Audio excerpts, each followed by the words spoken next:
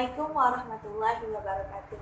Hai, perkenalkan nama saya Maulidia. Di sini saya akan membahas tentang e-commerce dan marketplace di Indonesia. Apa sih e-commerce itu?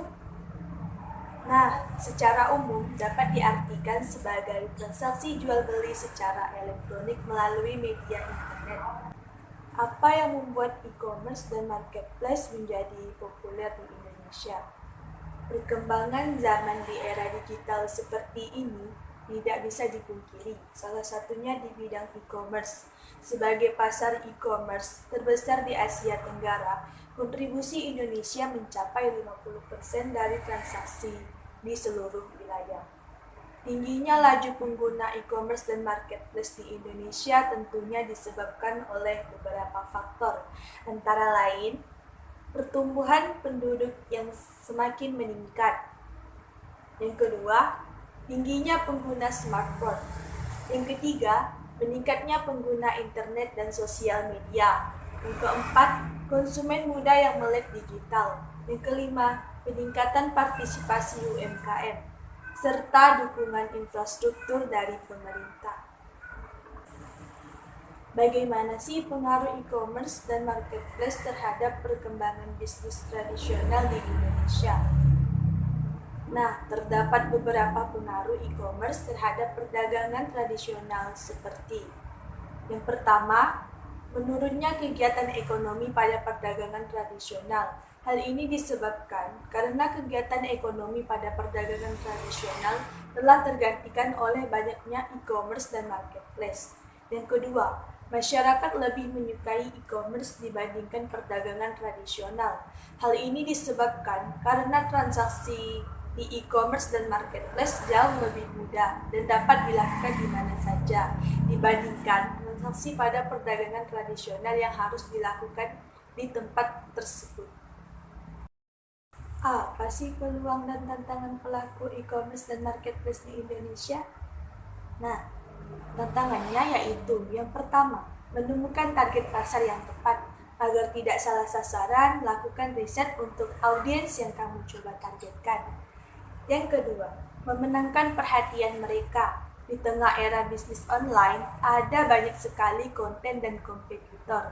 Artinya, seorang pelaku bisnis tidak hanya bersaing dengan bisnis online lainnya, tetapi juga dengan konten-konten dari beragam channel platform.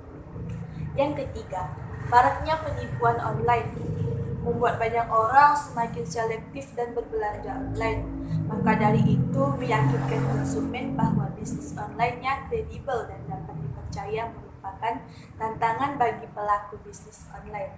Yang keempat, mempertahankan pelanggan yang sudah ada agar kembali membeli produk kamu. Agar bisa meningkatkan loyalitas pelanggan, kamu bisa membuat sejumlah program yang memberikan manfaat bagi mereka, seperti program referral. Selain itu, kamu juga bisa memberikan diskon spesial, seperti diskon membership, diskon khusus, customer lama, dan sebagainya.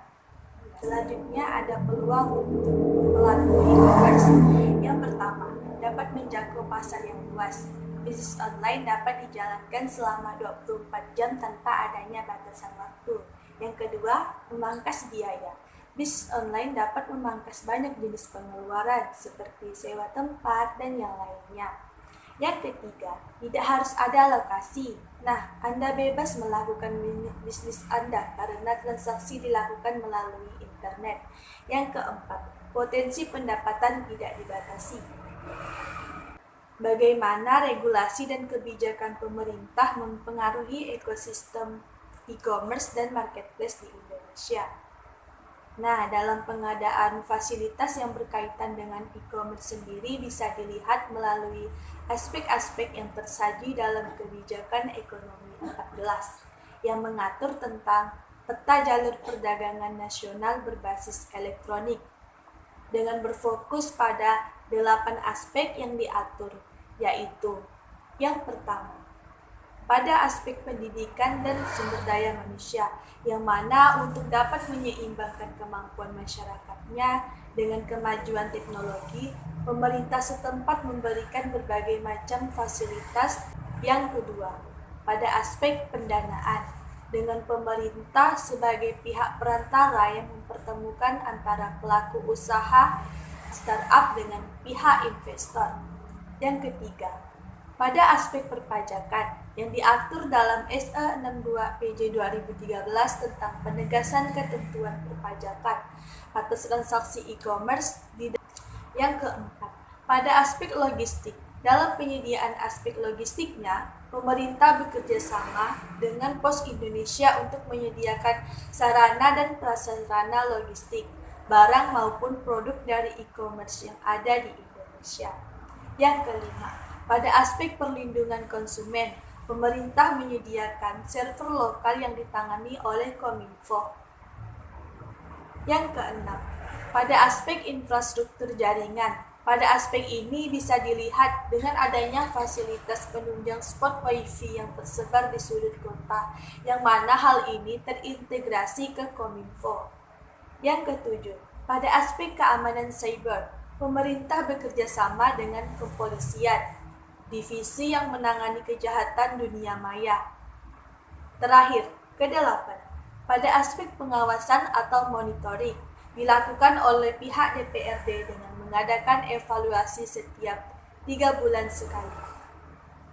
Bagaimana pandemi COVID-19 mempengaruhi pertumbuhan e-commerce dan marketplace di Indonesia? Nah, selama masa pandemi COVID-19 berlangsung, dunia virtual menjadi jauh lebih sibuk dan ramai dari sebelumnya. Hal ini terjadi karena semakin banyak masyarakat beralih menggunakan gadget dan komputer sebagai alat penyambung hidup demi menggantikan berbagai aktivitas secara langsung. Perubahan pada masyarakat tersebut memberikan dampak pada perkembangan perekonomian dengan mempercepat transformasinya secara digital. Pandemi COVID-19 mempengaruhi pertumbuhan e-commerce dan marketplace di Indonesia. Berdasarkan data dari tahun ke tahun, pandemi COVID-19 meningkatkan jumlah pengangguran dan tingkat kemiskinan. Namun, demikian dapat kita syukuri bahwa saat pandemi melanda, Indonesia transformasi digital malah berkembang dan mendistruksi sektor bisnis serta ekonomi. Perkembangan ekonomi digital yang telah hadir di sekitar kita, contohnya berbagai jenis e-commerce dan marketplace yang semakin marak di kalangan masyarakat. Oleh karena itu, dapat dikatakan bahwa ekonomi digital tengah berkembang dan pandemi mempercepat perkembangan digitalisasi ekonomi tersebut. Sekianlah penyampaian dari saya. Wassalamualaikum warahmatullahi wabarakatuh.